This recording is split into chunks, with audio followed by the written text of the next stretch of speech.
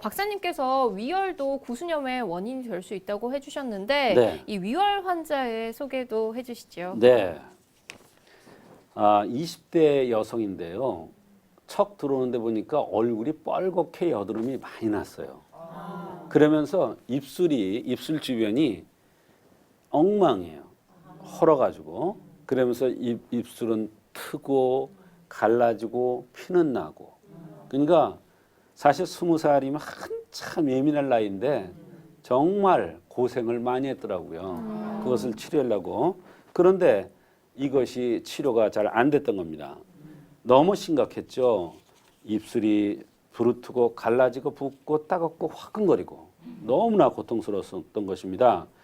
그러면서도 소화가 잘 안 되면서 윗배가 답답하고 손발에 땀이 나면서 손발이 몹시 찼고 생리가 검고 덩어리가 졌으며 변비가 심하다는 이러한 여러 가지 증상들을 호소했습니다.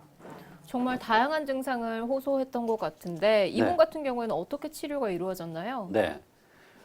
얼굴이 뻘겋게 여드름이 올라온다는 것은 바로 위열에 의한 것입니다. 얼굴이 여러 가지 증상들이 나타나는 것은 위장과 연관된다고 그랬어요. 근데 얼굴이 여드름에 뻘겋게 올라온다는 것은 위가 열이 나서 오는 현상이다. 이런 얘기예요. 윗배가 답답한 것도 위열의 증상이고 손발에 땀이 나는 것도 위열의 증상입니다. 이 사지는 비위에서 주관하기 때문에 그 열을 손으로 빼주는 현상이 바로 손발에 땀이 나는 겁니다. 그래서 또 생리가 검고 덩어리 졌다고 그랬어요. 이런 여러 가지 증상들도 바로 위열의 증상입니다. 바로 위열의 증상으로 나타나는 것 모든 증상으로 판단하고서 위열을 꺼주는 사위탕이라는 이러한 처방을 투여한 것입니다. 제가 들었을 때 여드름이 난다든지 네. 아니면 손발이 차다든지 네. 변비라든지 이 모든 것이 사실 다른 원인이라고 생각을 했는데 네. 위열 때문에 이런 증상들이 모두 나타났던 거군요. 그렇습니다. 그렇다면은 사위탕을 투여했을 때 어떻게 좋아졌는지도 궁금해요. 네. 이 사위탕을 투여한 후 얼마 복용하지 않아서부터 효과가 나기 시작했는데요. 우선 제일 먼저 입술이 붓고 갈라지고 화끈거리는 현상이 줄어들었습니다. 더욱 신기한 것은 빨갛게 달아오르면서 빨갛게 여드름이 났던 현상들이 차츰 가라앉았다. 이런 것입니다. 말하자면 입술에 대한 약을 썼는데 얼굴 여드름까지 치료된 경우죠. 사위탕은 어떤 약인가요? 이 약은 바로 열을 밑으로 빼주기 위해서 대황이라는 약이 들어가는 게 특징입니다. 이 대황을 투여해서 대황이 들은 약을 투여해서 변비를 해결해서 대변을 소통시켜주면 바로 그것에 의해서 열이 하체로 빠져나가는 것입니다.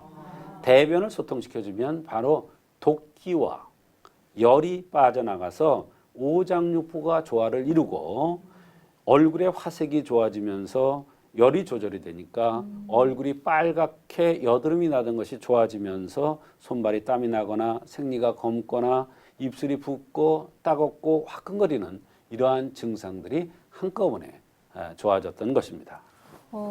생리혈이 덩어리진다든지 검든지 이런 건 모두가 열기 때문에 나타났던 증상이군요. 그렇습니다. 그렇다면 생리의 색깔도 자신의 건강을 진단하는 데 매우 중요한 역할을 하나요? 그렇습니다. 아주 중요합니다. 생리가 늦어지는 사람도 있고요. 늦어진다 그러죠.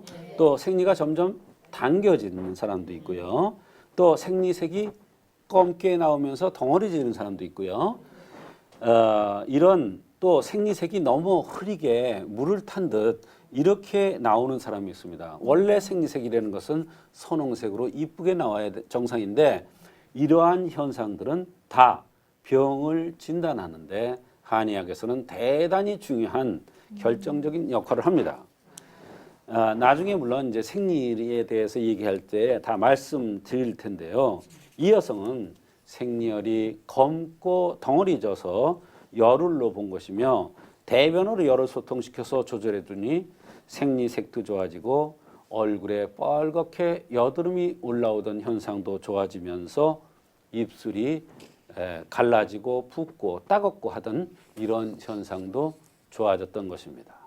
이 박사님께서 생리혈의 색깔을 보고서 열울이라고 판단을 네. 하셨다고 하셨는데 네. 열울이라는 것은 무엇인가요? 네, 몸에 열이 발산돼 나가지 못하고 안에 쌓여 있어서 몸에 열이 울체되어서 그걸 울체라고 그래요.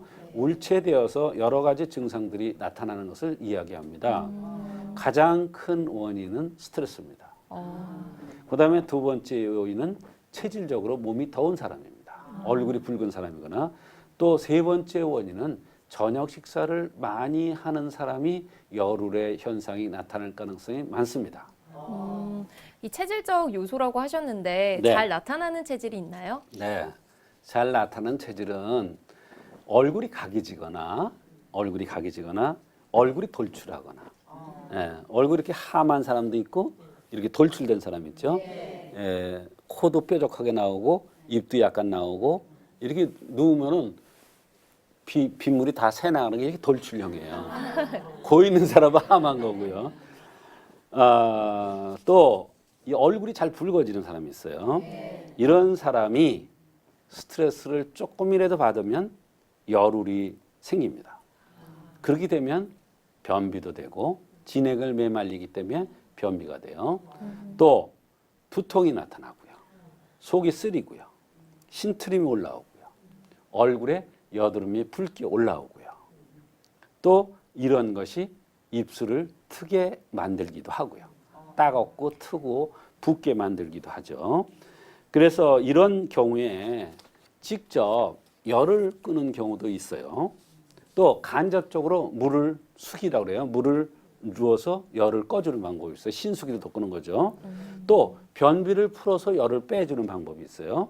그렇게 이런 식으로 열을 직접 치거나 또는 물을 쳐주거나 변비로 빼주면은 바로 인체가 정상적으로 운행돼서 모든 불편함이 치료되는 것이 한방치료입니다.